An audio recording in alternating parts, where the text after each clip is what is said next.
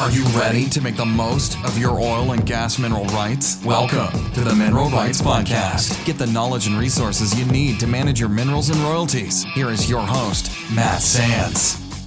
Hello and welcome to the Mineral Rights Podcast. I'm your host, Matt Sands, and I'm joined by my co-host, Justin Williams, and we're here to help you make the most of your minerals and royalties. In this episode, we're going to talk about the National Association of Royalty Owners Mineral Management Program. And if you aren't familiar with what we're talking about, by the time that we're done today, you'll know exactly what that program is and how it can help you in taking your mineral management skills and abilities to the next level.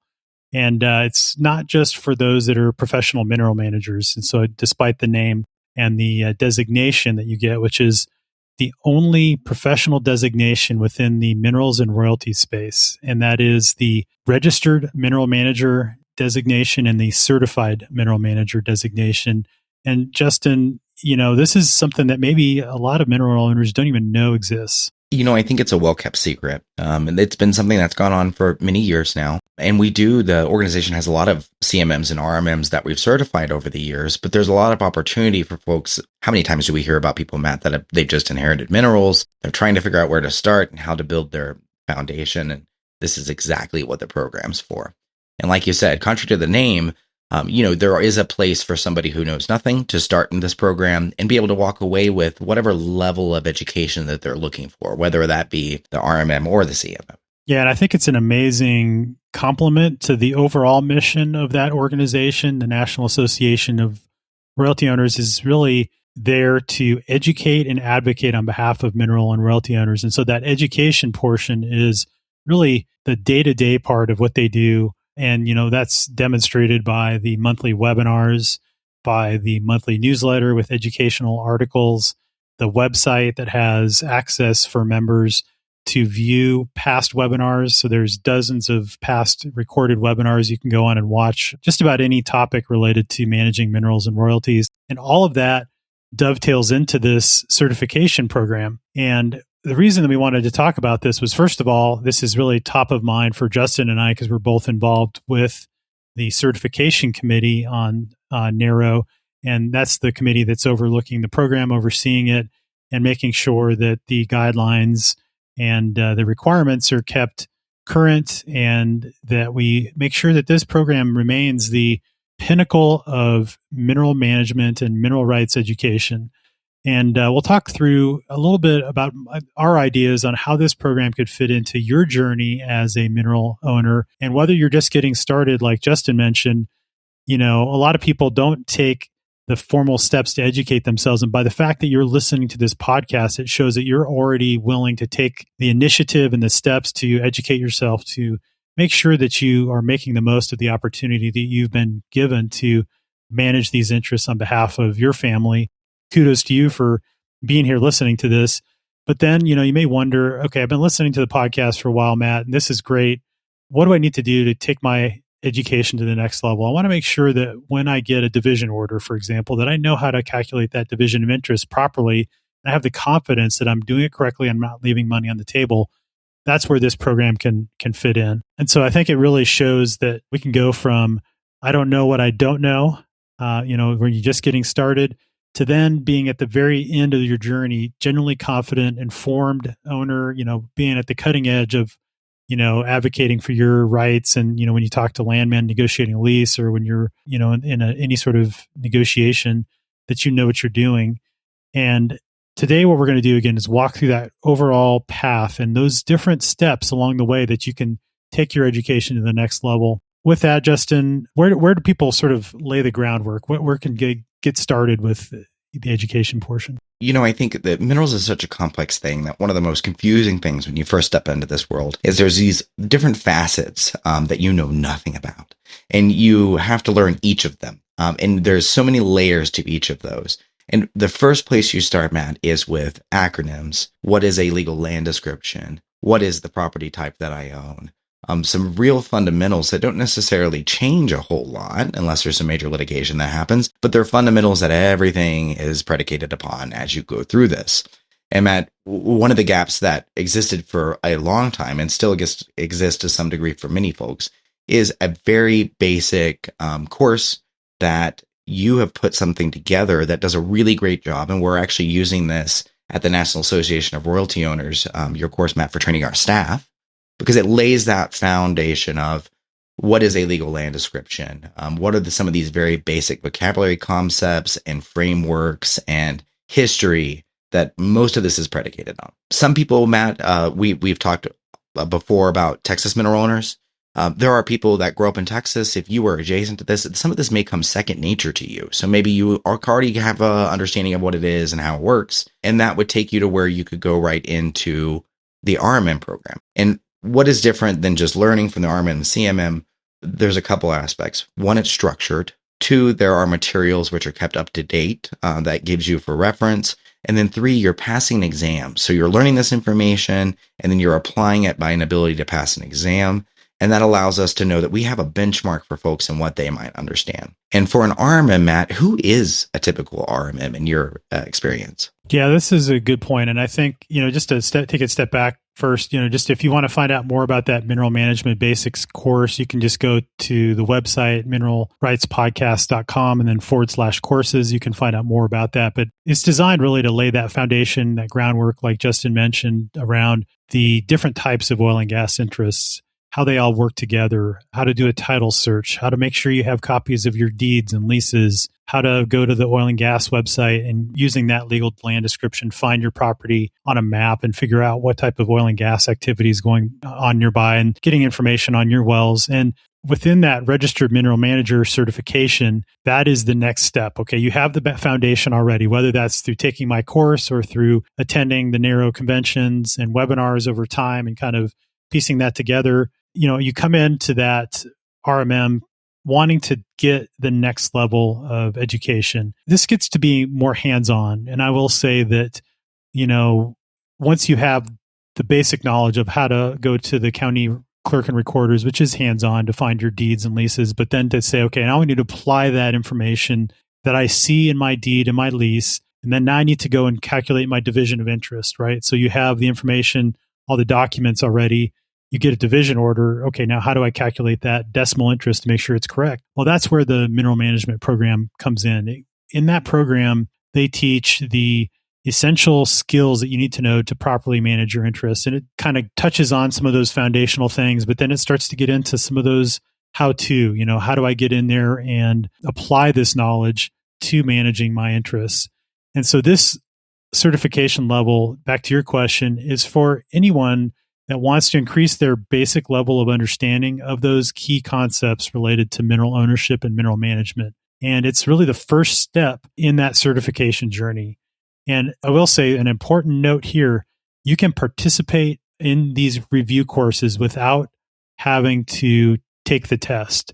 So if you just want the educational content, you don't need the registered mineral management designation or the CMM designation, but you want to get that knowledge so you can make sure you're managing your minerals properly. You can sit through the review course. You can purchase the manual. And in fact, like we were talking before we hit record, I think that the Mineral Management Program Review Manual is an essential resource for any mineral and royalty owner, no matter where you are in your journey, because it's kind of like when we were in school and you had the textbook, right? And you maybe learned from the teacher how to solve an arithmetic problem or algebra problem, but then years down the road, you're like, well, I forgot how to do that, but I have my textbook. I can go back in the textbook and refresh my memory on how do I do that particular calculation. And that's what this manual is intended to be. It's a resource guide that you can keep on your desk and, go to it whenever you need to look up how to calculate a division of interest. The fact is, if you're not managing these types of interests on a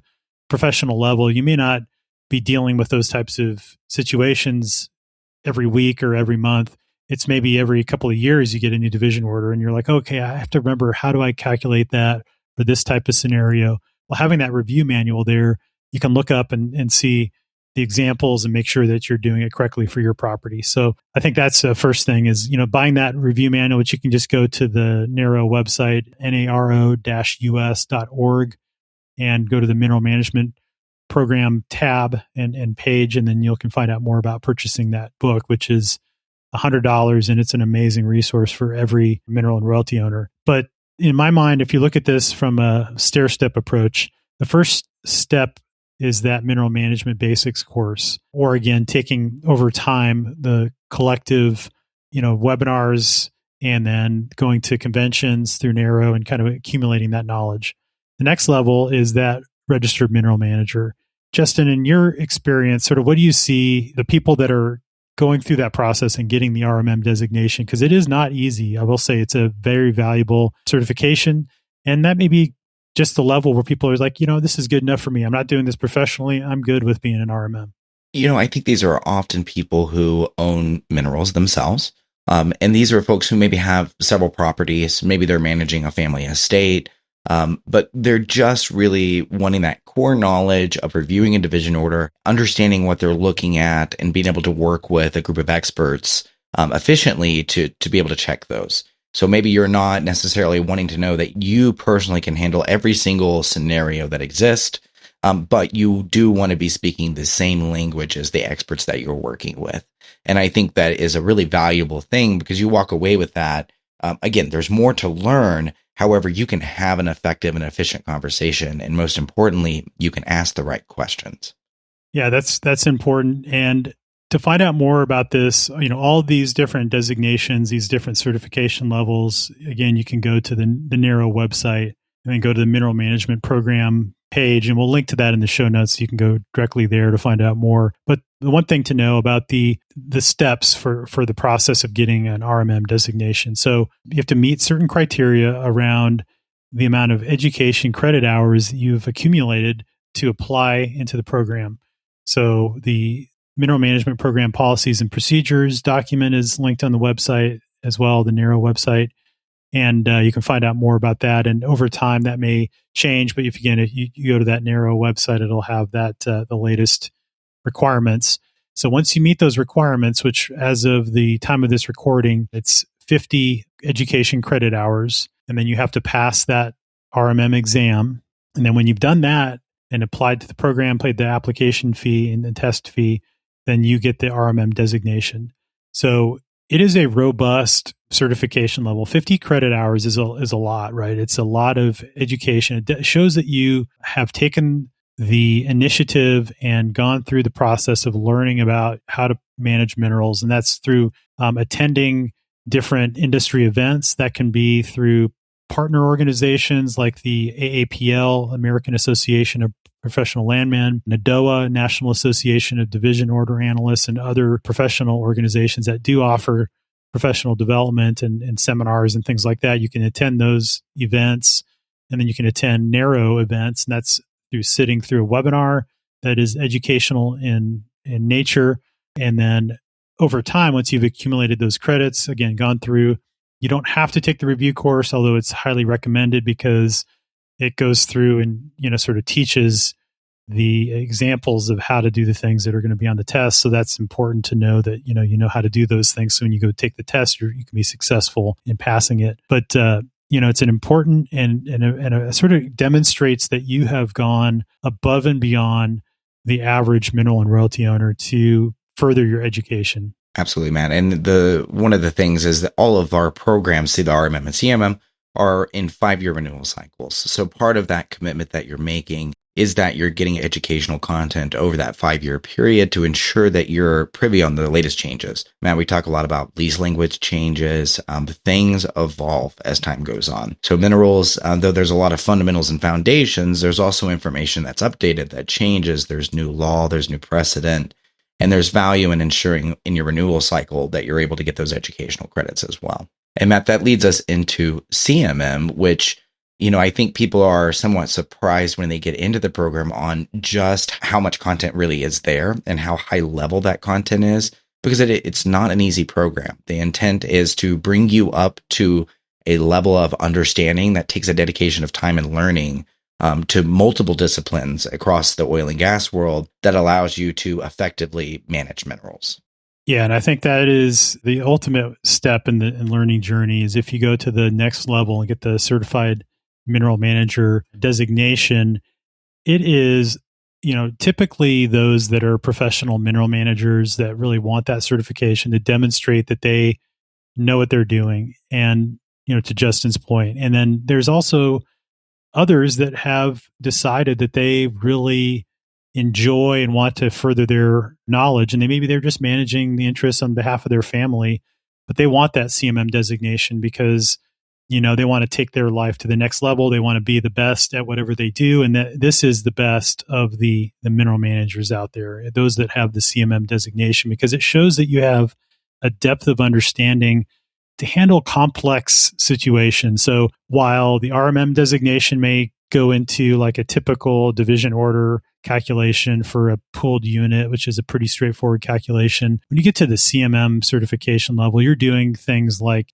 calculating division of interest for allocation wells in Texas for very complex unit boundaries and well paths relative to a mineral tract. And you have to know how to calculate properly those decimal interests in those wells just to make sure that you're getting paid correctly, or in the case of consulting, that your clients are getting paid correctly. And so it gets to the next level of the more advanced situations that, these are the people that oftentimes are doing this on behalf of other mineral and royalty owners, whether that's, again, for, managing large family office or family interests, or managing and doing this professionally for other owners.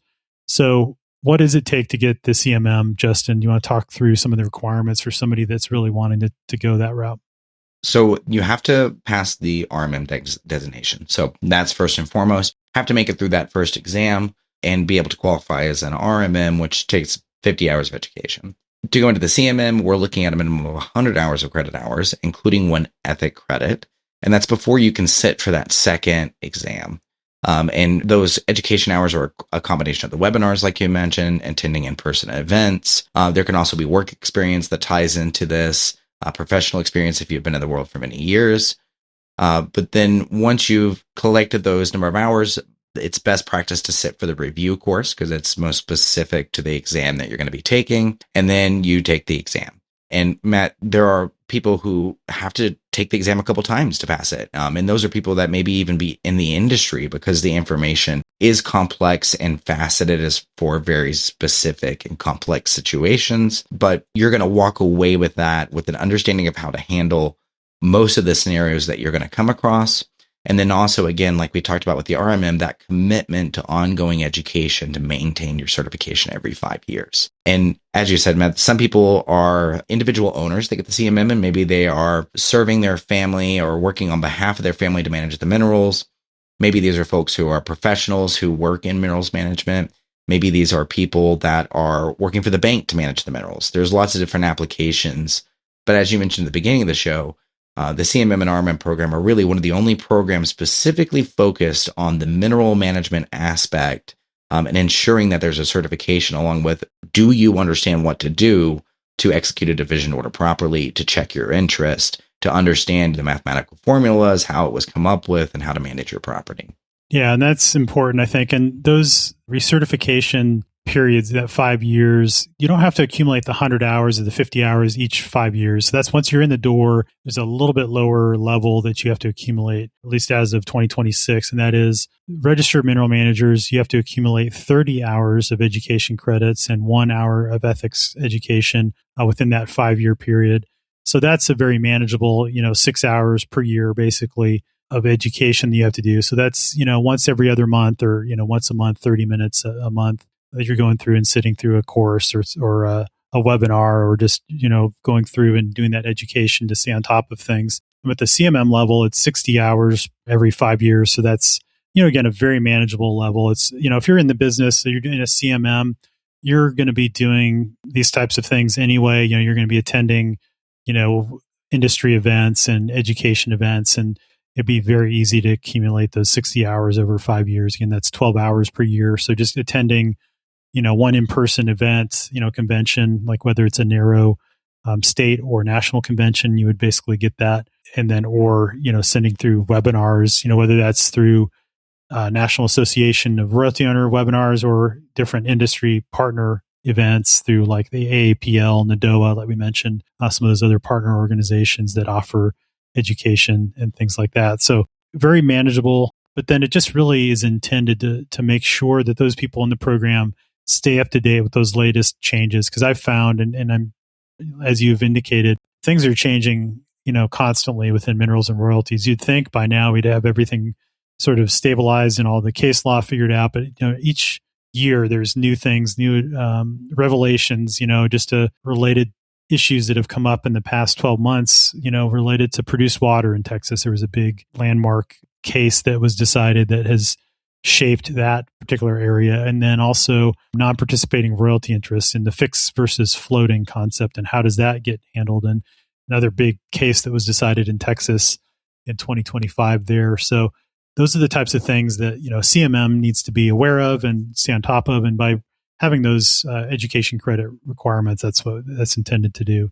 But again, you can have a significant level of knowledge, and really to take it to the next level is to go through this program to demonstrate through passing that exam and meeting those requirements that you know what you're talking about, whether it's at the RMM level or the CMM level. That's a very rigorous program, but it's also very rewarding in that, by going through that program, you'll know that you can pretty much handle just about anything thrown your way from a mineral management point of view. So that was kind of what we wanted to do today, is go through the program, talk about what it is, where you can learn more. And like I mentioned, there, essential resources in my mind, whether you want to get certified and that's for you or not, that's, may or may not be for everybody, but attending NARO convention, and if you just want to sit in or audit the review course, that's a great thing to do, just to take your education to the next level, to learn about those things on how to calculate the division of interest. Maybe you don't want to have the RMM or CMM, but you want to learn those things and know where to go to find those formulas and the resources. And that's, again, that review manual for the program. So again, you can audit the actual course, sit through the course, learn about those things, get the manual, go back to your home, understand how to apply those things. And then you can always down the road decide to do the certification if it's for you. But those are great resources, that I think are really not well known within the NARO sphere of influence. That exists. You don't have to be a professional mineral manager to go through and sit through the course and get the book. I think everybody should have a copy of that book on their desk. Again, if you're decided that you're going to do the mineral management for your interests and not outsource that to a mineral manager, you ought to have a copy of that book as just to make sure you're doing things correctly. So that's a broad overview of the program, what it's intended to achieve, and how you can learn more. Anything else to mention before we wrap up? I think the other thing to mention is, Matt, you and I have been involved with NARO for several years now, and it's become very clear as I've been more involved that when you shake hands with folks, you're meeting one of two people. You're meeting somebody who is really trying to learn, and they've just been thrusted into this world or gotten into this world, or you're meeting somebody who has many years of experience, has been dealing with this a large portion of their life, or professionally or industry. But the hope is that we can take those folks who know nothing and have them cross the bridge and introduce them to the folks who have been doing this a long time and have the knowledge to share. And the mineral management program lays that foundation. The in-person conventions, as people attend, and for folks that I've met and that I know now, the value of the in-person speakers and different things is the evolving and changing leading edge. So every year we have a lot of speakers that has to do with lithium. What is the lithium conversation? What is it impacting? How is it changing? Where is their activity going on? Where is their activity this year where there wasn't last year? But for somebody just walking into it, Matt, it would be very easy if you knew absolutely nothing to sit down in one of those and to have all of that valuable content hurled at you and you don't understand one bit of it. But with that foundation, those in-person conventions that we put a ton of effort into each year really has the leading edge changes. It helps you to understand. So the ongoing education, the educational credit hours, there's a lot of value in those in person, but I think that value can be missed also if you don't have the fundamentals. And maybe people attend the convention, but they don't realize at that same convention, they're able to take one of these state or national conventions, get themselves up to kind of a board level. And then the value that you receive from those speakers at future conventions is far higher. And I've spoken to a lot of people that are kind of in that situation. Yeah, I can think of a few members just, thinking through that journey of, we've talked to them when they first inherited their interests and they were not really sure where to start and they were just trying to get a handle on what they owned. And then, whether they took my mineral management basics course or they attended a NARO convention and took some of the introductory courses there, and maybe they then joined, and said, actually, this is really valuable. I'm going to go serve on the board of a state chapter, or then they registered for the mineral management program and got their RMM designation. So I can think of a few that have gone through this journey like we've outlined today and really gotten a lot of value from it, and then have started to give back, to help the next set of mineral owners that are just trying to figure this all out. So, I think this is intended to really be part of a lifelong journey. It's not something you have to cram in the next 6 months and become an RMM and CMM so that you know how to do things. It's intended that, this takes time, right? There's a lot to learn. It's a whole new set of acronyms and vocabulary to learn with oil and gas if you don't come from that area. And then you have to learn it over time and learn how to apply it to managing minerals and royalties. And that's what this program is really designed for you to do, and over the course of your mineral management journey. So don't feel like you have to learn all this stuff tomorrow. It's, these resources are here when you're ready. Really, I would say to get started and next steps, if you're just at the beginning of your journey and you really want to take it to the next level, learn about those different vocabulary words and how minerals are different than, overriding royalties and leasehold interests and how that all fits together, and all the things that I've mentioned before about the basics for managing your property and finding, on the State Oil and Gas Commission map to figure out where your wells are. That's where my mineral management basics course fits in. The next step is to join NARO, right? There's a coupon code that we can offer exclusively here. It's MR Podcast. You can get $25 off your first year introductory membership. It brings it down to only $50, which is like a cup of coffee per month. So, and you, by becoming a member, you get access to all those past webinar recordings. You can start watching those and deepening your education. And then the next step is to attend a NARO event and then go through and sit, in one of those mineral management review courses and purchase the manual and have those resources at your fingertips. The next conventions that we have in 2026, again, depending on when you're listening to this, you can always go to NARO-US.org to see the latest and most current list of events. But in 2026, we have state conventions in Louisiana in May, North Dakota in May. We have a Rocky Mountain and Oklahoma in June. We have the Texas convention in July. We have the East convention end of September into early October. And then the NARO National Convention in November at the Omni Frisco Hotel at the Star in Dallas, Texas, which is an amazing venue. We're really going to have a great event again this year. But if you've already listened to this and it's 2027 or 20, in the future, and you want to go to the next NARO event, go to NARO-US.org to find out where those events are occurring and when, and you can plan to attend. And we do offer some virtual attendance options at some of those state conventions if you're not able to travel. So really useful information, a great organization that both Justin and I are members of and are doing great things for mineral and royalty owners. Definitely something you should be a part of. So anything else to add, Justin, before we wrap up?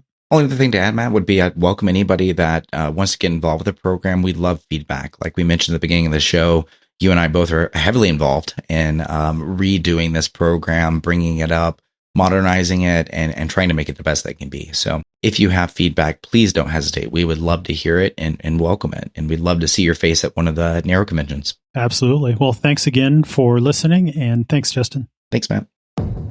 Thanks so much for listening to the Mineral Rights Podcast with your host, Matt Sands. Don't forget to subscribe and share at mineralrightspodcast.com. The Mineral Rights Podcast should not be construed as investment, legal, or tax advice. All information is believed to be from reliable sources. However, we make no representation as to its completeness or accuracy.